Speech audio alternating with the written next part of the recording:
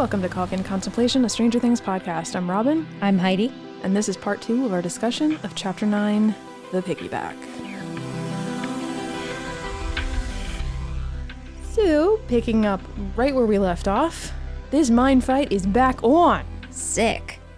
El hurls Vecna back away from Max and pins him to one of his own pillars, stalagmites, and so much happens at once after that.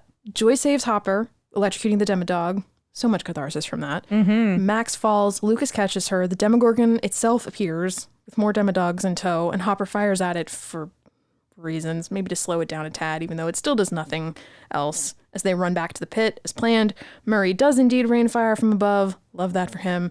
It roasts the critters below, and Vecna feels the effect too, along with the swarm of bats, which all drop, and the vines holding Nancy, Steve, and Robin captive, so they fall.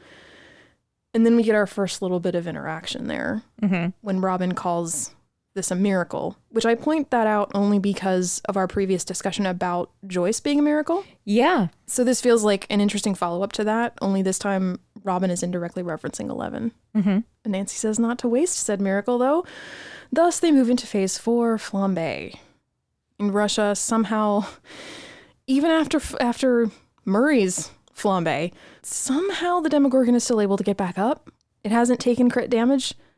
This bitch is dramatic. I mean, maybe it just passed one of its death saving throws. I don't know. But and Hopper fires the rest of his ammo at it, knowing that it's not going to do anything. I mean, I get the instinct. It's yeah. Like, that's something I'm trying to give them credit for. It's like, what is he not going to fire at it? And actually, to the VFX, credits, you can actually see it where the bullets are hitting. Yeah, you're absolutely right. You can see the impact, and you can see like its shoulder go back, which I think I only noticed this time. Actually, just sitting here, this isn't in my notes. It occurs to me that this moment, this face-off, especially the way that the Demogorgon does just continue to get back up. Actually, maybe it was indirectly, or maybe it was intentional, but it feels a little bit like the final fight between Aragorn and Lurtz at the end of Fellowship of the Ring in Am and Hen. Yo. The way that when he stabs him and he just leans into it, it suddenly makes me think of that.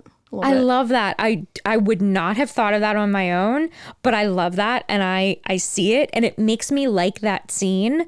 Yeah. Kind of me too. Significantly better because I will never complain about Hop getting to kick some ass. Like, let's be real. Where the ass kicking is justified, at least. Sure.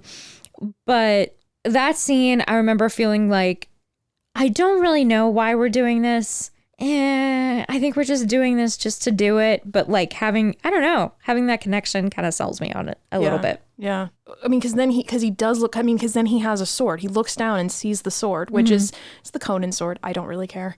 I'm glad it's meaningful for some people. I don't care. And I have to say, though, I stand corrected because in our reactions episodes, I couldn't remember where the sword came from. And I think my recollection is that we all had a very and then a sword randomly appears, and it's left over from the gladiator style fight. Yeah. But the thing I wondered this time about the sword, though, was would it still be scalding hot? I don't care that it isn't for dramatic effect, but I mean, where's the light coming from? Kind of question. Yeah. Like I said, it doesn't bother me. It's just I found myself going, would he have actually burned the hell out of his hand? If this were real? I mean, again, he might have, yeah. If this were real with him facing a Demogorgon, yeah. But yeah, I was just curious. Meanwhile, the Hawkins trio move into Vecna's attic and they find him there in his trance, just as Dustin predicted. And I mean, we've been saying it all season, but there it is. And note, this is Robin and Steve's first time seeing him and probably thinking that's one ugly motherfucker right there. Oh, yeah. Because Nancy has seen him already, but they haven't. And in his mindscape, Elle does the slow walk up to him. Again, girl, just kill him. Yeah. Yeah, this is not... what? This is not typical battle strategy for Elle. I guess... I mean, well, I will say she has been known to show off a little. True, but under circumstances that are this dire, no, yeah, she wasn't showboating against the blob monster or against the Demogorgon the first time, right? Yeah. The Demodog she did a little bit, but that's fine. That's fine. And Vecna says to her here, you and your friends think you've won, don't you? But this is only the beginning of the end. You have already lost. And out come the Molotov cocktails. It's great. I love it. And Elle replies, no, you have. But I sincerely wish that she had just said, mouth breather. Like, I really, or something like that. Like, maybe not that specifically, but something like, because another thought I had was, oh, shut up. Like, I know. Like something cocky like that. We needed a little Han Solo right there. Yeah. I feel like is the vibe I'm getting. Like, but I mean, mouth breather would have been a really powerful thing for her to say, because after everything that we just saw with Mike and that connection all the way back to when they first met, mouth breather would have been a really interesting. And again, it's that same, no, you again. Yeah. It's like, again, really? So something that, I don't know, like, and this is a moment where it would have been a moment for humor, which is not normally something I opt for. But I was just like, that could have been a really like, and that would have been very in character for her. Yeah. I think. But I mean, mostly I just found myself thinking that, man, shut up. Like that. Yes. Oh, much like, like Falcon in Winter Soldier, when that Hydra guy is making his like, boring ass speech about pain, and Falcon's just like, man, shut up. And then we get that Running Up the Hill remix. Yes. This is my favorite remix of the season. I know, Jenna raved about the Separate Ways remix. I do love that. True. This is my favorite. This sequence, in spite of what follows it, in spite of the awful things we have seen and are going to see, these sequences are some of my favorites in all of Stranger Things. Like this whole thing, it's so epic. It has so much stand up and cheer energy, like punch the air, like, yeah, and even Hopper fighting the Demogorgon, like we were just saying. But mostly that Hawkins trio lighting up Vecna's ass, like, and Nancy stepping forward with that shotgun. Girl, yes. Yeah. And we said it, I think, when we saw it the first time, that look on her face, it's for Barb. Yeah. And for Will, and for herself, and for this person that she is now realizing has terrorized her and her entire community and everybody that she loves, and who has threatened her entire world. Nancy is, one of the things that I love about her is that she does not fuck around. And this guy has been like the author of every evil thing that has befallen her for the past 3 years. Yeah. And of course she's going to take a shotgun to his face. Well, I love the fact that this moment gets to be so powerful, both on a micro and macro level. You get both. You get the huge scope of it and the super specific personal thing that goes all the way back to season 1. Like, I love how it gets to, it encompasses all of that.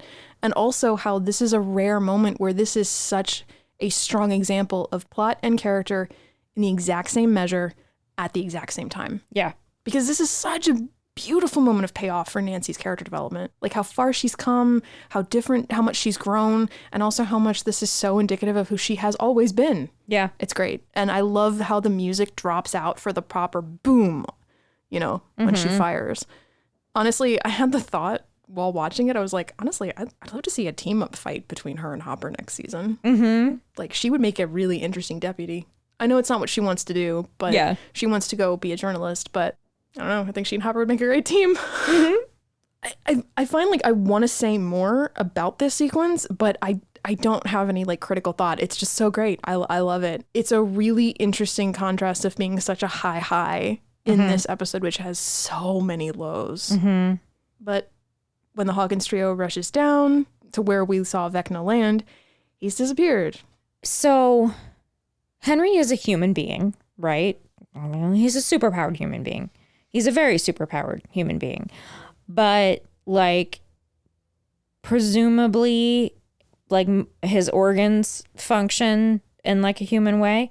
Now, we already are like way past like the point of belief in any kind of like medical realism with the fact that he survived being propelled into the upside down. But I feel both in terms of suspending disbelief and like narratively as a whole and just like in general, he should be dead.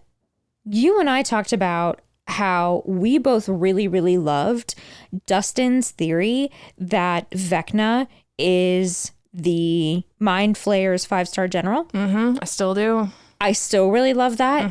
And I wish that they had gone with that. Okay. Because frankly, like Vecna, he doesn't frighten me. He annoys the ever-living shit out of me. Yep. I recognize him as being very dangerous. Yep. Truly, I do. He is very, very dangerous. But I cannot help but be more frightened of the Mind Flayer than I am of Vecna. And part of that is probably because I still know less about the Mind Flayer than I do about Vecna. We talked a little bit about this last time about how, like, I'm very conflicted about the idea of, I like the simplicity of that Vecna's all of it, that it was always him. But also, still, what is it? Yeah. We don't know what the Mind Flayer is. We don't know what it's the dust. It's the shadow. He made it form into a spider, but what is it? Yeah. So, no, I agree with you. It's the hugeness of it. It takes that finite detail away. And he was so much more interesting when he was just Henry Creel. Yeah. I think. And one. The idea of one by himself is a lot more interesting to me than VH1 plus Mind Flayer plus Demogorgon plus Meat Flayer. Like, Yeah. yeah. Yeah. So up to a certain point in, the last year of like thinking about the ending and kind of being like, well, how would I have script doctored it? And what do I like? What do I don't like? That kind of thing. I have kind of been like, well, yes, some of the things that they are doing with Vecna are clearly retrofitted. And I know that there's some kind of like speculation about maybe they were kind of like, leaving breadcrumbs throughout the whole series, and maybe they were and maybe they weren't. And I think that's like a perfectly legit and awesome like field for speculation. But my point with that is, yes, I do think that a lot of the things are retrofitted, but they kind of had to in order to like map out the 5th season. But now I kind of feel like they didn't, because they could have killed him and made Mind Flayer the big, big, big, big bad. And I personally would have found that more compelling. But I do think this is kind of a like potatoes kind of thing. I think there are a lot of people, I've heard a lot of people talking about how they find Vecna incredibly compelling, and they really like that it was him that was controlling, the kind of puppet mastering everything up to this point. So I'm kind of like, He was more frightening to me in the first couple of episodes when he was just manipulating people's minds. Less is more. Yep. Yeah. I love Jamie Campbell Bower, but the monologuing is what killed it for me.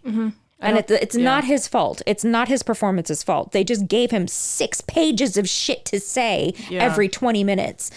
And I'm just like... Well, and it makes him feel like a very cliched villain, which is so interesting because so much about the way that they lay the groundwork because I think I say that, but you could make an argument that Jason is also a very cliched villain. You could say the same thing about Billy, human Billy in season 2. But the reason that those two things work is because they're so grounded. I'm actually glad that they didn't kill him, because I think that if they had killed him here, there's still too much that's left unresolved in terms of now what? Whatever season 5 looks like. My hope is that in the absence of Russia and California and Nevada, if they are doing what they've said they're going to do, which they're going to laser focus in on Hawkins, that we're going to get more stuff like the Creel House. Yeah. We're going to lean in more to the lore, and with more time to focus strictly on that, I'm hoping that maybe we'll narrow the scope as well in terms of looking at Henry Creel specifically, rather than thinking of him as Vecna. That now it's going to be like, okay, we have a lot of the backstory. Now what do you do now that you have all this information? Yeah.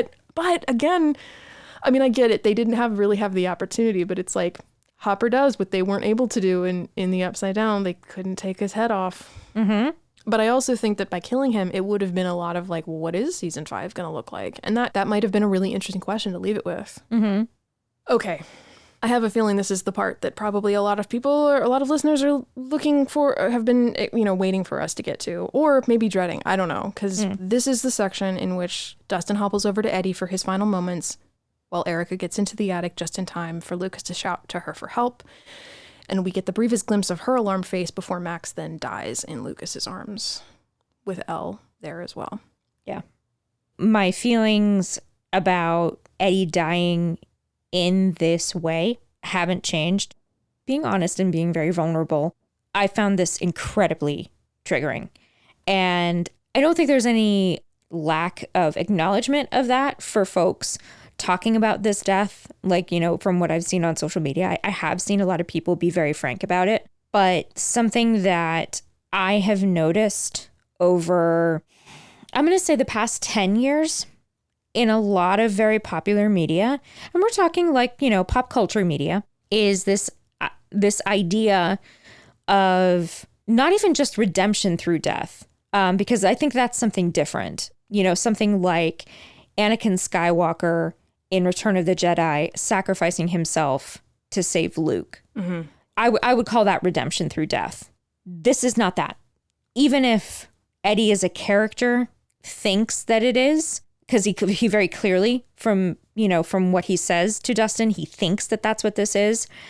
I think any empathetic viewer understands that Eddie has nothing that he needs to be redeemed for. And so this is not redemption through death. This is glory through self-sacrifice. This is, frankly, in my opinion, glory through suicide.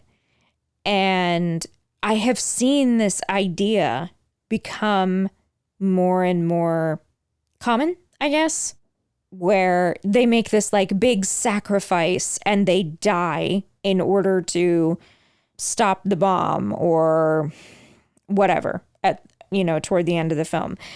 And every time I find it really, really upsetting. Every time I think about this scene and every time I think about Eddie, and even, you know, every time I think about Hopper, you know, being so willing and so like eager to sacrifice himself.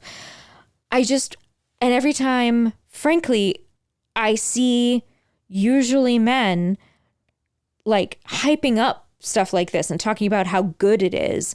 And I'm not trying to like yuck their yum, and I'm not trying to like tell them about their mental health or anything like that. Like rob them of their catharsis. Yeah. And I mean, especially like based on what I'm about to say, like I'm not trying to tell them their mental health, but I want to say to these men, you are worth more alive than you are dead. The people who love you want you to be alive. They don't want you to, like, you do not have to protect and honor and cherish the people that you love by getting killed. Please do not. You have more worth than that.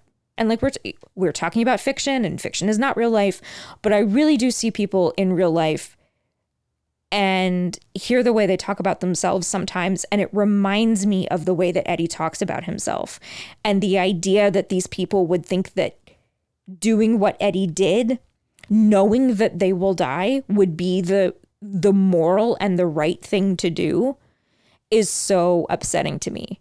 Not just because, hey, Eddie's a great character and I love Eddie, which is also true. You know, I don't see people like running out in front of traffic. Like, please don't get me wrong.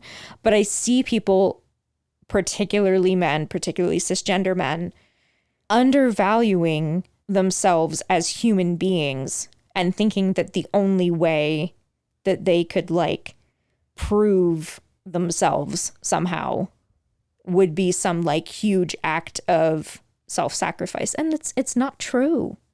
So yeah, that is why Eddie's death upsets me so much. Generally speaking, this whole sequence, both Eddie and Max, I still particularly hate the use of Moby's "When It's Cold, I'd Like to Die." I get the thematic use of it as an example of the whole the thing that the Duffers talked about. This is when they lose. This is when our heroes lose.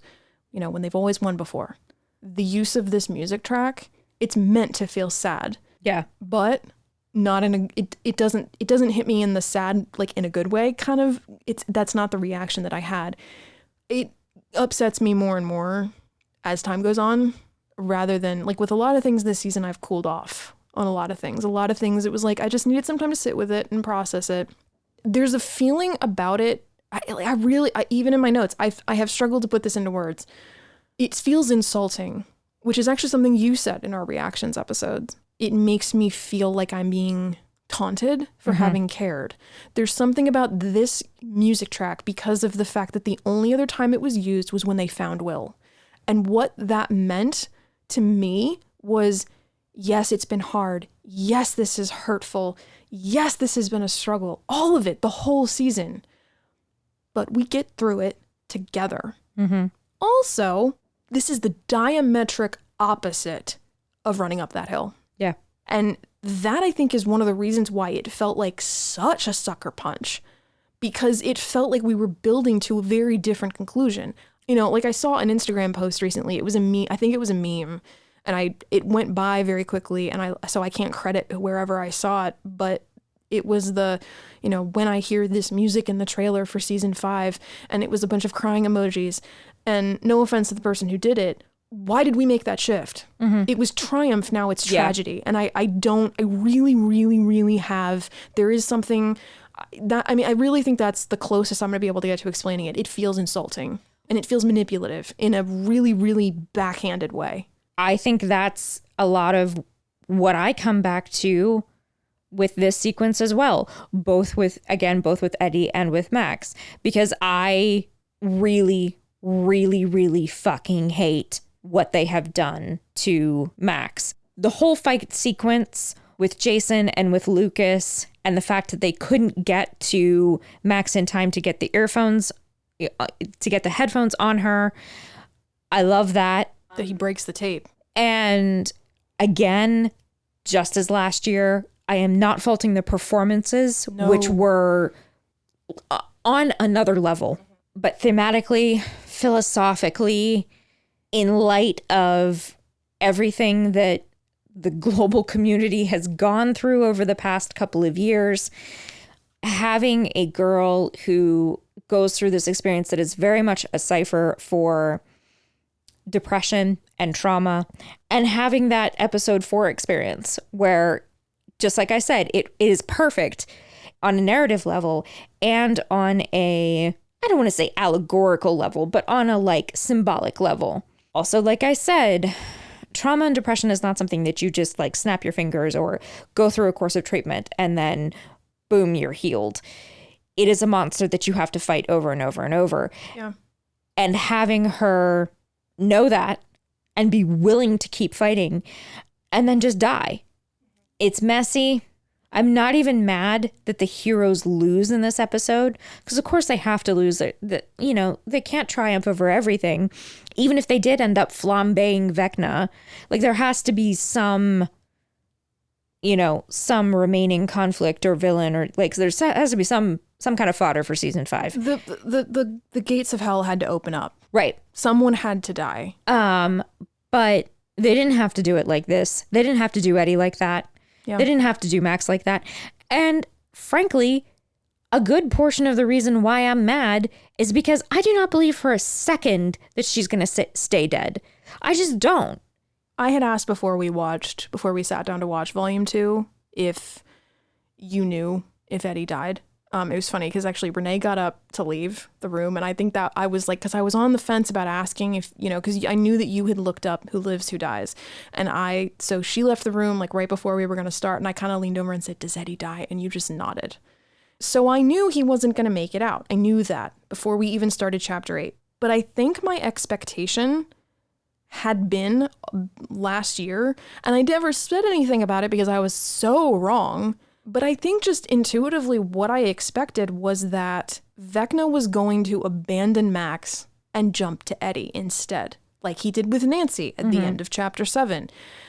And with no message this time, no music, not even his guitar, he has no way to fight. He would have no way to fight back. And Max might still be fatally wounded, but Eddie would have been the 4th victim, the 4th kill. Yeah. This would have entirely changed whatever season 5 has coming, I presume. But just with all of the theories out there about the reason why it had to be Max was so that she's in his subconsciousness, so that they can bring her back because she still has a body none of the other people do. Blah, blah, blah. But, my other theory more recently was it would have been interesting if the townspeople had found him and killed him. If he had gone through the gate with Dustin and then somebody had in fact been watching Eddie's trailer and then he gets swarmed and they kill him, kill the beast kind of mentality. I feel like that would have been a lot harder to accomplish just purely from a plot mechanic standpoint without adding to the already very, very heavy bloat. But it would have been really self-aware. And it would have felt like something we would have been building towards all season. But the thing is, having either variation, either of those two, would change the chemistry of so much of this. Eddie is ripe for Vecna's manipulation. Like, it's almost hard to believe that he gets to this point without it. Yeah. Vecna feeding these same thoughts of cowardice, of abandoning Chrissy, would have taken this into a very different place. It would have been more lies, more twisted truths of Eddie's experience, making him a victim of these beliefs. Not the show saying, yup, he didn't run away this time, he died a hero. And not indirectly agreeing with that decision on Eddie's part. Yeah. And if the townspeople had gotten him, then it would have been commentating on the danger of mob mentality. So again, either one of those would have been well set up throughout the season, just as much, if not more so, than this ending. Yeah. I think, even like taking all of, our personal reactions out of it, this feels, yes, they've been seeding this whole, he's a coward, he feels like he ran. But like I said last episode, they already accomplished that with him not choosing to go back through. You already did it. So to go this extra mile. He did it twice. It was unnecessary. He did not have to die. He did not have to die. I very, very, very much agree with you that if either of those things have happened, if either Vecna had been like, killing Max is too much hassle, let me just get this other guy because he's right here and doesn't have this, whole support system, And he's got all this stuff right on the surface. Yeah. Oh, hell yeah. And he's physically closer and, Yep. blah, blah, blah. That certainly would have made me sad and upset because, like I said, I really love Eddie. I think he's an awesome character. I didn't want to see him go. And I still would have bitched about, like, them bringing in another new character just to kill him off. Yep. But it would not have been triggering in that way. Likewise, the town people killing him would have been very, very upsetting, but it would not have been upsetting in the same way. I know, and kind of to something that you said, I know that there are some folks who disagree that this is a terrible ending. As a very specific example, I posted the article from Nerdist that I talked about in our reaction episode, and which I will link again in the show notes because I still agree with pretty much every word of it. And the title of the article is "The Stranger Things Death Isn't Noble or Necessary," and it's by Rodham Rusak. And I posted it and said, like, I agree with every word of this. And I had someone argue quite verbosely with me in the Facebook comments, positing that the article was well written but wrong. That Eddie's death is an intentional tragedy and that this person personally got a lot of catharsis from it. And I guess I don't want to rob you of your catharsis either, but don't tell me that there aren't objective things that are very harmful about this decision. Right. Because there are. Yeah. I'm glad it doesn't rip up your insides, but I maintain that how much of the article gets right. And so I'm actually going to read a couple quotes from it. So, quote, "It falls into the harmful tradition of ultimately punishing othered characters for their otherness and denying them the life and catharsis they deserve. The show seems to think that Eddie's death enshrined him with something he didn't already have, glorifying it like he finally found meaning when meaning was pouring out of him all along, leaves a very bad taste behind. Did Eddie ever really run away? No, not once. Eddie knew the score. Any othered person knows the score. If Eddie had stayed with Chrissy's body, there wouldn't have been any questions asked. He would have been arrested and sent to prison to rot. Is it really running away when survival is on the line? Is it really cowardice to feel scared and to hide when you know no one will believe you, and more so, that they would rather not? For those of us watching with whom Eddie's story rarely resonates, those real othered people living in a scary time where more and more mobs like the one in Hawkins are forming every day, where rights are being stripped from us, and evil becomes more emboldened. We don't want to see Eddie die a martyr. We want him to continue to survive. We want him to transcend. We want him, most of all, to get to live and to know with certainty that he's been brave all along." Yep. It makes me all the more sad of how much more right those words have continued to be. And I'm cherry picking through the article, but it's only for brevity. Like, I'm not cutting anything out to like make my point clear. Like, of course. Read the article. It's fantastic. For me, and we'll get into this a little more later on, but it is the lack of follow through. And I mean, it is very much the presentation of everything we've already said, but it's kind of like, okay, justify its existence. And to me, the show never does. We get one eulogy from Dustin. That's it. And then on top of like, I don't have any critique to offer with Max. It's devastating. I hate it. It's so powerfully performed, as you said, by all three actors.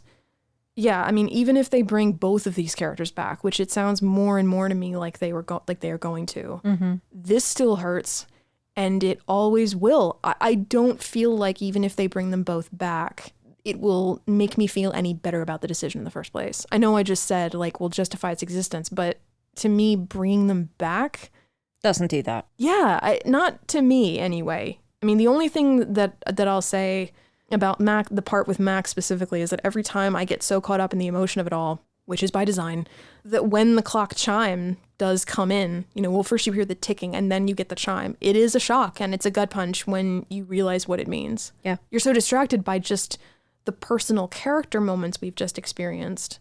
Hawkins splitting open is bad, but somehow after the emotional weight of losing Eddie and Max, it almost seems secondary in terms of how hard it hits. Yeah.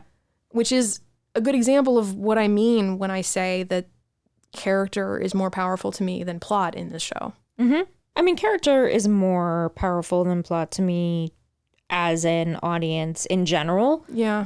I mean, like, it's totally cool if people have like varying preferences when it comes to that. But with the gate, opening, it's certainly like awful, but it's not awful in the way that watching Max die is awful. I mean, like watching Jason get ripped in half, yeah, that's not awful.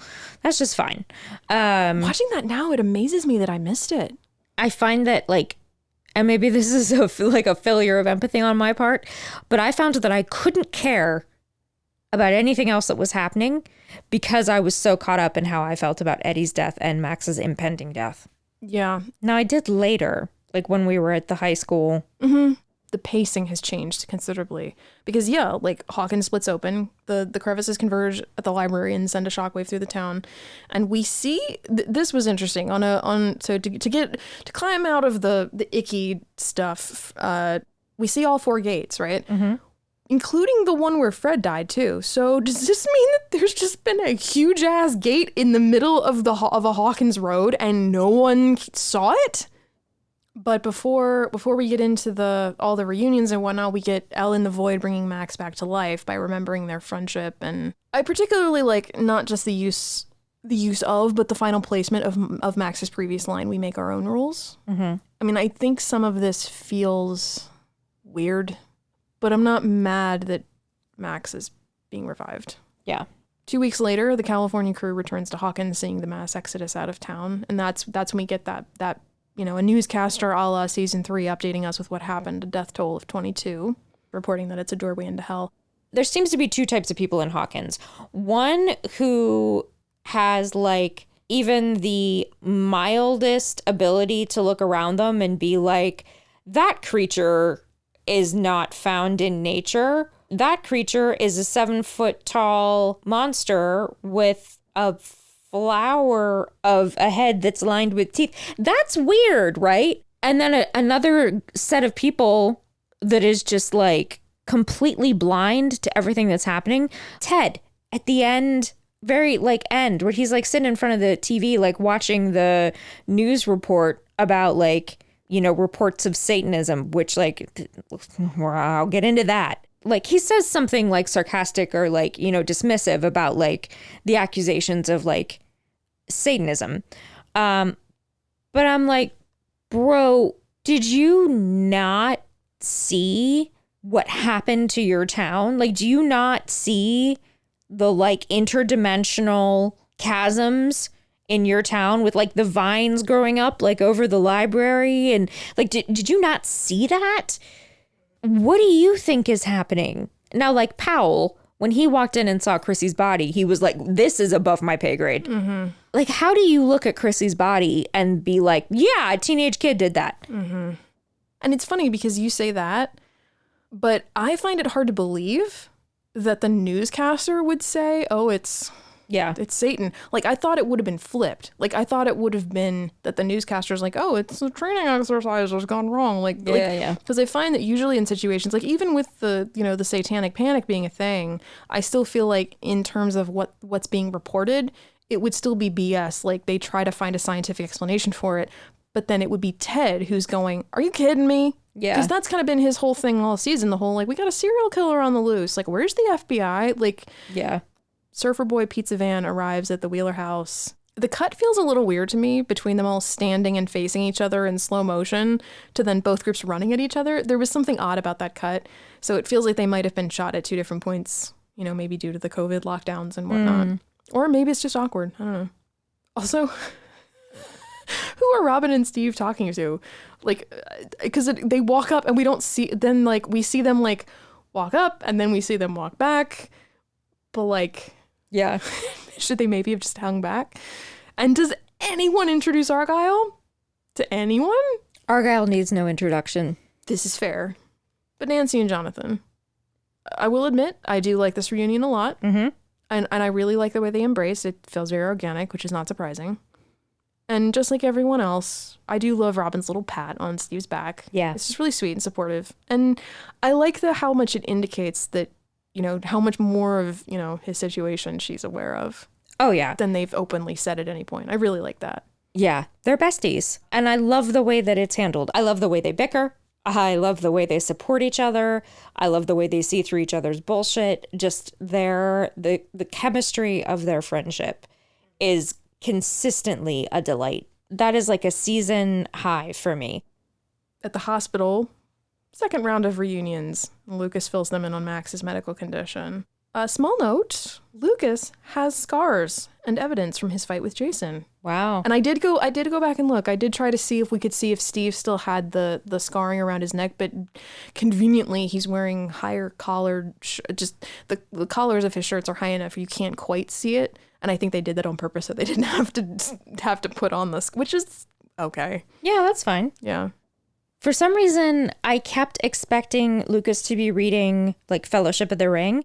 Yeah, I don't know why I expected him to be reading Fellowship or like a Tolkien, a Tolkien novel, apart from knowing that, he's nerdy and likes, most people who like D&D grew up really liking Tolkien even way before the Peter Jackson films. So he's reading Stephen King's The Talisman. Okay. Yeah. Which a lot of people have like, what does it mean? You know, there's been a ton of that. Yeah. Which I leave that to other podcasters. Mm-hmm. That's not what we do here. Yeah. And it's not a critique. I love that he's reading to her. Like, I don't care what he's reading to her. I love that he is reading to her. I think that's something that is so tender and so loving and so in keeping with his character and,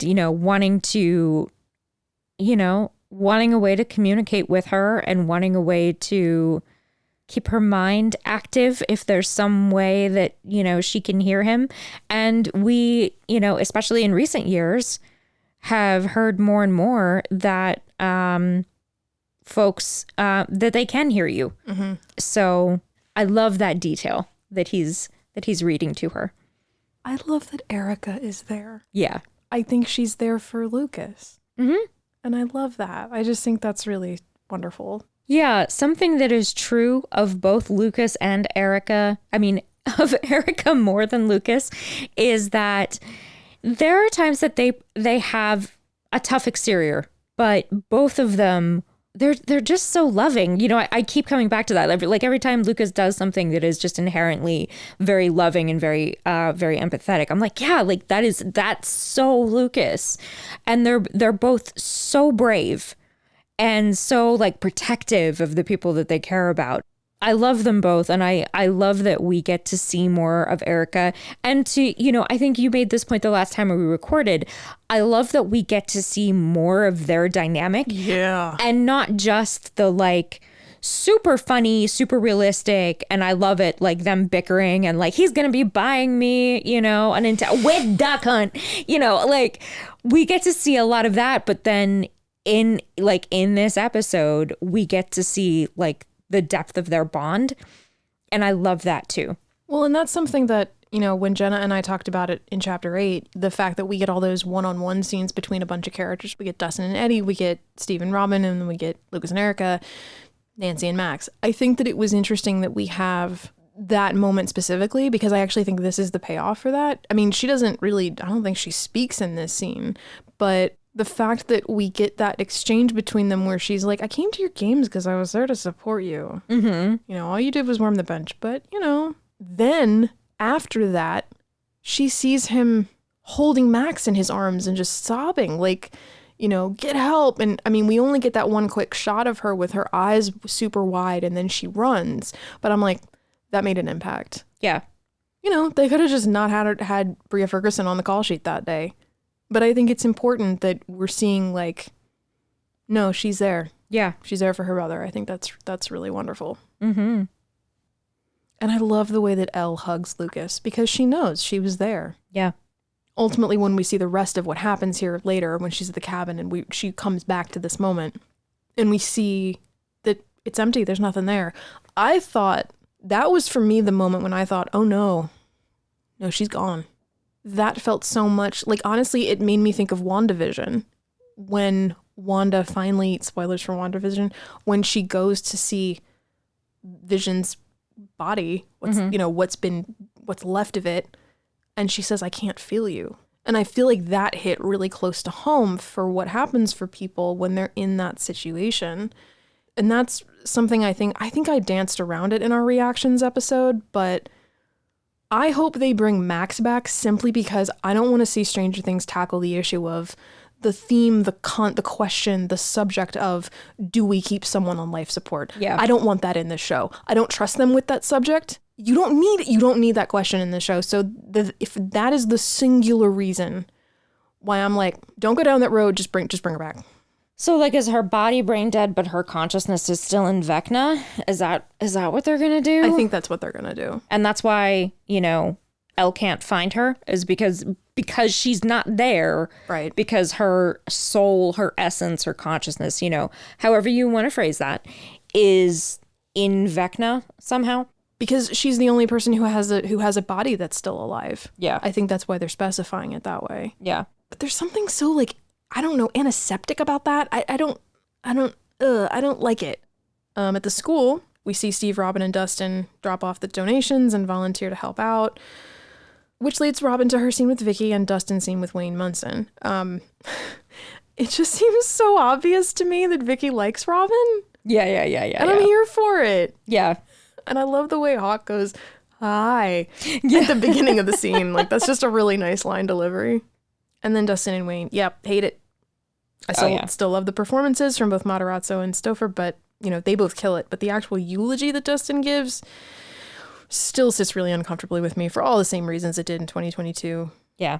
And I'm going to, again, cite Rhoda Marusak's article.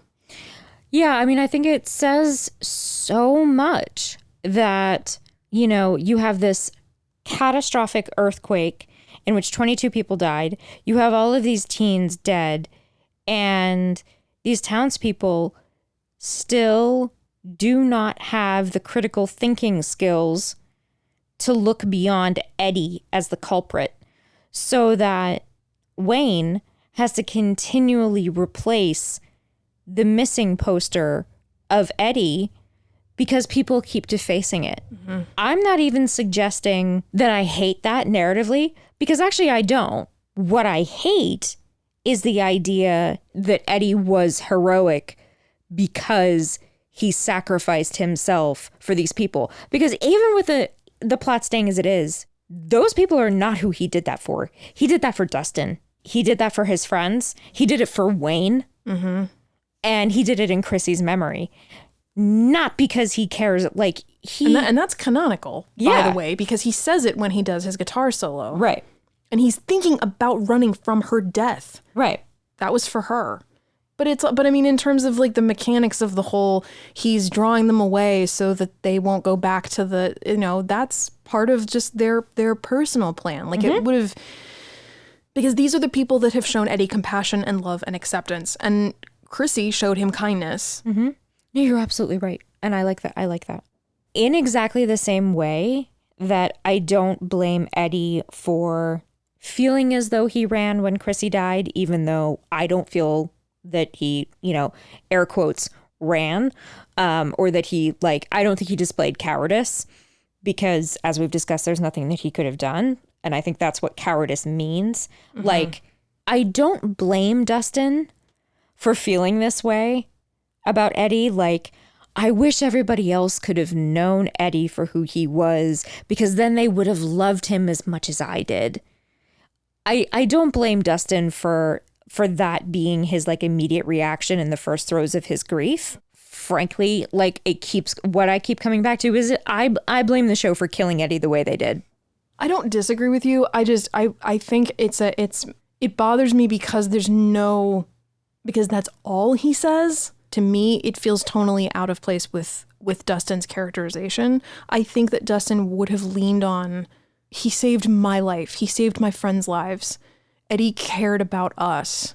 That feels more like the kind of person that we've known Dustin to be. And it's okay, if you want to include this part of it, okay, fine. But not including the rest of it, I don't know. And especially because of the whole, the way, we talked about it in chapter 1, the whole, we are nerds and freaks. Mm-hmm. That kind of radical self-acceptance that Dustin had from the beginning. I kind of feel like Dustin would have been aware of Eddie's otherness, and that would have been another moment for them to have commented on it. And they didn't. In season 5, I want to see him wrestling with grief. I want to see him wrestling with being angry. I want to see him being, just really, really struggling with it and not knowing, dealing with something he's never had to deal with before. Mm-hmm. And some of that anger being why did you do that? Yeah. Because I think that is such a human reaction. I still like Jenna's idea that she mentioned in our reaction episode that, having Nancy be a part of this interaction somehow would have been another leg up for it, because again, that gets complicated given that she goes to the cabin with the Byers and Argyle, but still that would have been a nice bookend, and it would have built in a reason for Wayne to trust what he's being told.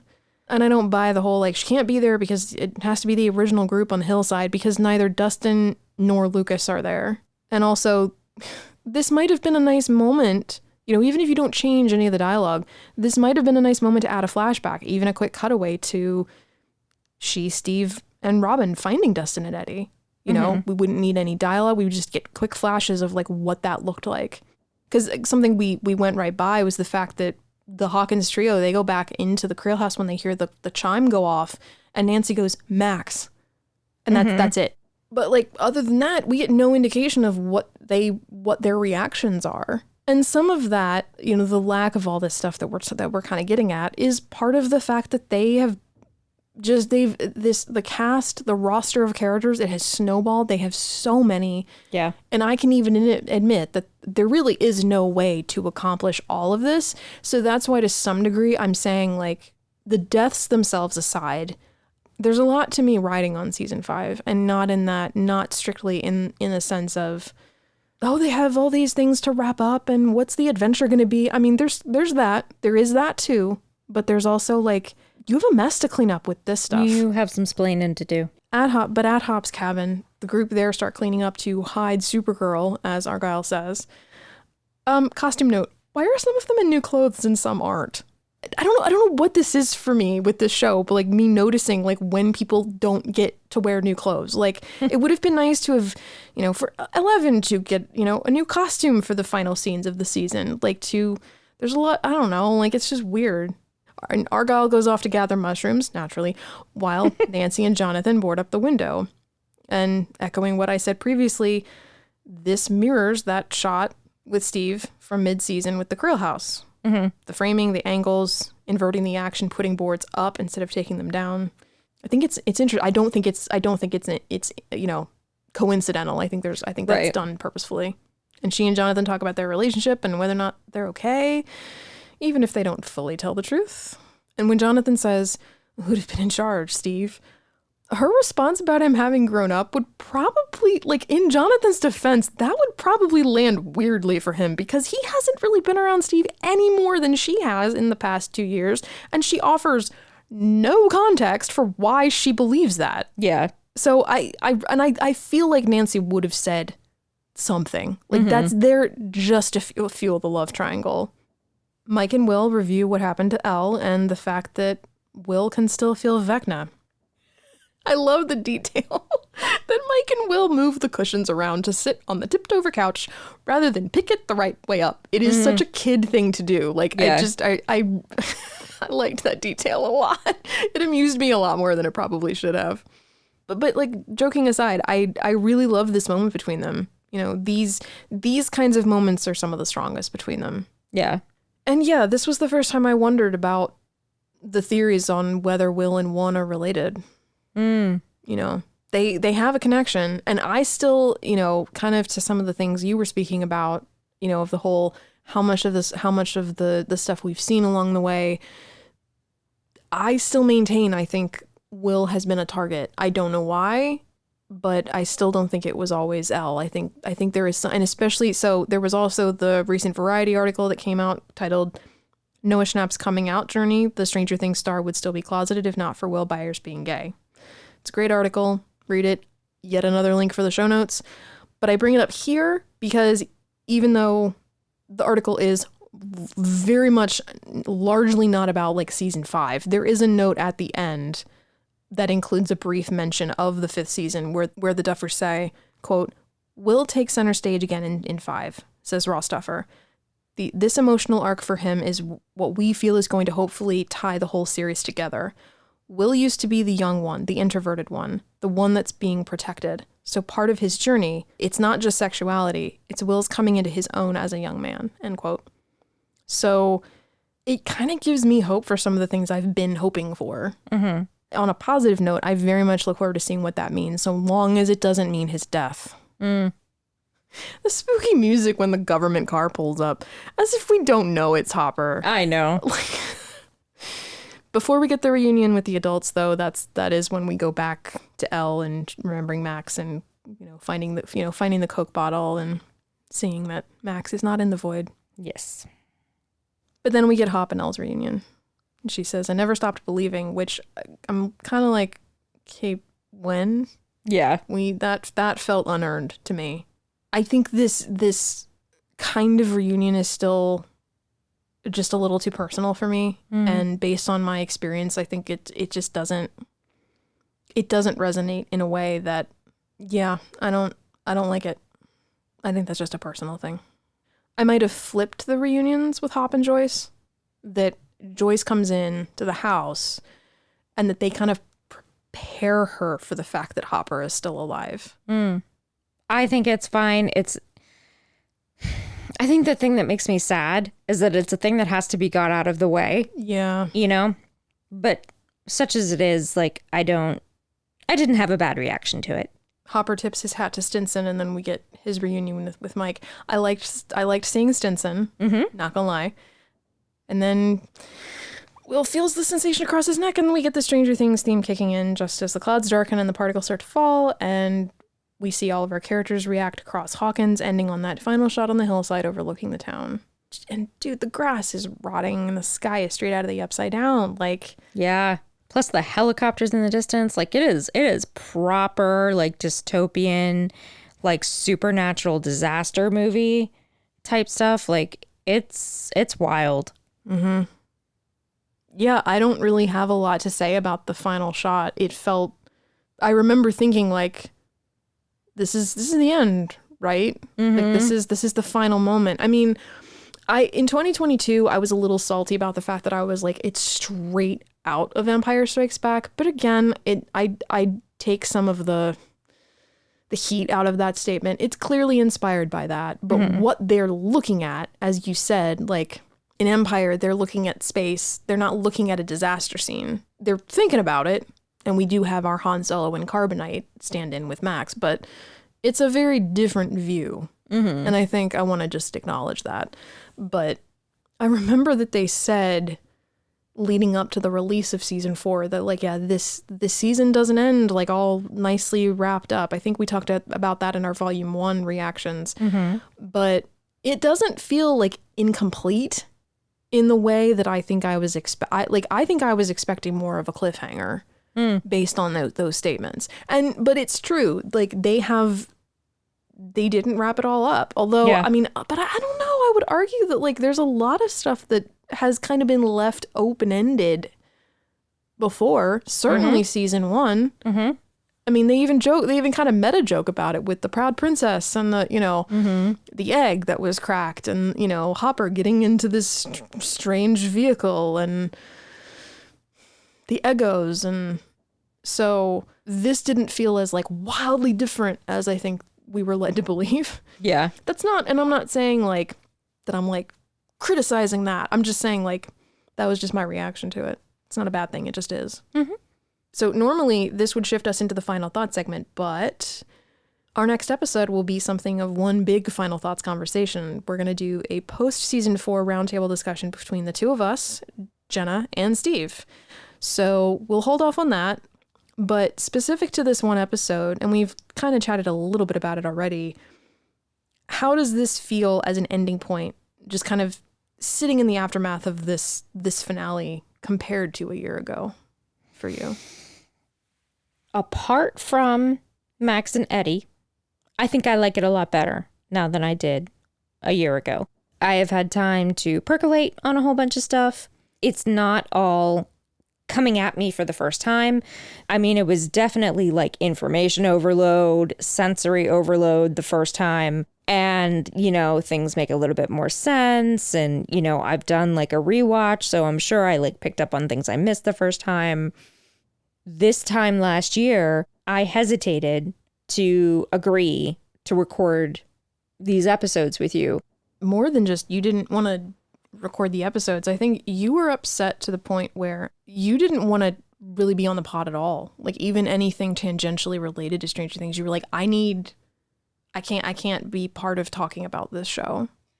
I knew, like, I did the reaction episodes with you, but I do remember saying, I think I'm going to tap out because I was just too upset. And I don't feel that way anymore. I do feel like I'm able to talk about it, in a way that I don't mind my words being made public. Sure. So I think that's the big difference. Like I've mellowed enough that I feel like I can talk about it, but the things that upset me, like really like upset me, haven't changed. And a couple of the things that I was just like, whatever, I feel a bit more positively towards. And things I liked, like the flambeing of Vecna, I still like just as much. So overall, I feel a bit more charitable. And I'm happy that, I was able to come back because I do enjoy doing this. And, I would much rather feel in a place like, yeah, let's talk about it versus rage quitting. Yeah, it's funny because I had a much stronger reaction to season 4, to the end of season 4, than I think I let on at any other point. I was actually right there with you. To echo something you said a year ago, I'm tired of death. Mm-hmm. But I think for me, it's even like bigger and more abstract than that. I came to Stranger Things for a very different experience than what I feel like they have. Season 3 and 4 have largely changed a lot of, I have said this before, that they've changed a lot of the little things about what the takeaways end up being. Season 1 and season 2, and I should probably save this for next episode, but I'm going to say it here because it feels pertinent to what we're talking about. And as far as like the end of this episode, season 1 and season 2 felt thematically very much about like, it's about getting through together. And how do we brace the tragedies together? Jenna said it in our reactions episodes that so much of these experiences are personal, are community tragedies. They're community losses. And we're not seeing community healing. We're seeing further community isolation and separation. And even from our core characters. And I could see that there might be an argument but that's kind of the point. And maybe that is reflective of some of the things that we went through between 2020 and 2022. But I wish if that was the case that they had committed to it stronger, because what ended up happening is that I got to the end of season 4 and this ending really affected I mean, it has a very severe ripple effect. It has taken me, even now in 2023, it has taken me a lot of effort to not let this impact and kind of taint the rest of the season. And some of that is easy to do because there is so much, because I do think in general, like up until the ending, my vibe, the impression I got last year was that I had enjoyed more of season 4 than you did, just overall. Maybe I'm wrong about that. Like, I had really, really been on board. I was like, yes, it was bloated, but I had really loved the tone setting they did at the beginning. But this ending, I mean, I made the decision. I was like, I am not going to binge season 5. So I'm going to take even longer with season 5's, podcast episodes. That I'm sticking with. I'm not going to binge it. And I'm going to look up spoilers, because if I felt this way about Eddie, especially since we're going into the finale of the series finale, I don't think anybody is safe. And I'm going to need to know who dies in season 5 before I go in. I'm going to need to know. Now, granted, I knew about Eddie and it still didn't change how I felt about the way they handled it. But just some sort of heads up will be, I think, necessary for me. So I had actually considered not doing season 4 at all. I had considered not doing the podcast anymore and being like, I don't think this had been such a source of fun for me, as much as I bitch and complain about certain things, ultimately I have still loved the show, and I still do. But there was a moment there when I was like, this isn't fun anymore. And I don't, as maudlin as this might sound, I didn't necessarily feel safe with it. And that was a really upsetting thought to have. And it shocked me that this bit at the end was able to take me to that place. And that was why I knew I needed time. And I was like, I'm not fully ready to give up on the podcast completely. I want to stay in the loop, but I'm not in a place to be able to talk about this season yet. So it's been a really interesting journey to come back to it.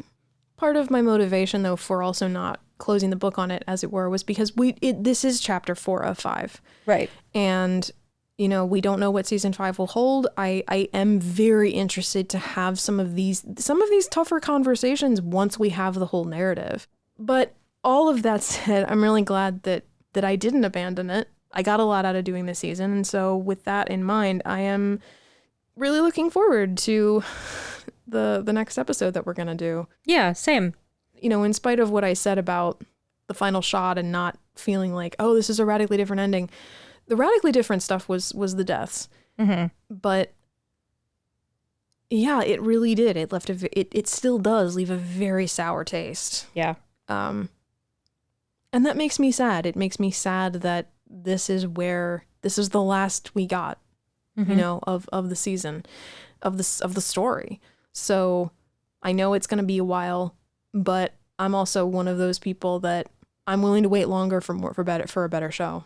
Oh yeah. And I mean, that's not even getting into the whole conversation of how we stand with the strikes and whatnot. But just even if the strikes weren't happening and if none of that was an issue, then when they were saying it's going to be another 2 years, it's like, if that's take all the time you need. Yeah. Yeah, I remember there was, and this was in relation to video games, but it's the same exact concept. There was a viral post that was going around, and I don't remember which social media it started on, but it ended up on all of them, that went something to the effect of like, I want fewer games with longer production times, made by people who get paid more to do less. And I'm not kidding. Yeah. And yeah, that is the energy, for very much for both of us. Yeah, absolutely. So that feels like a weird place to leave it, but I think that's going to conclude our contemplation on chapter 9, the Piggyback. But that's not it for season 4. As I said, we'll be back soon. Exact date to be determined, so watch our socials for that. With a roundtable discussion reviewing the whole of season 4, the state of the series, hopes, fears, expectations for season 5, more than what we've already gotten into, and a few other fun little surprises. Like I said, watch our socials for the details on when that episode will drop. But until then, as always, thank you for listening. The aforementioned socials include TikTok and Instagram, links for which are in the show notes as always. And if you're a fan of our pod, consider rating and reviewing us. Coffee and Contemplation is available wherever you get your podcasts. Thanks again for listening, and until next time, over and out.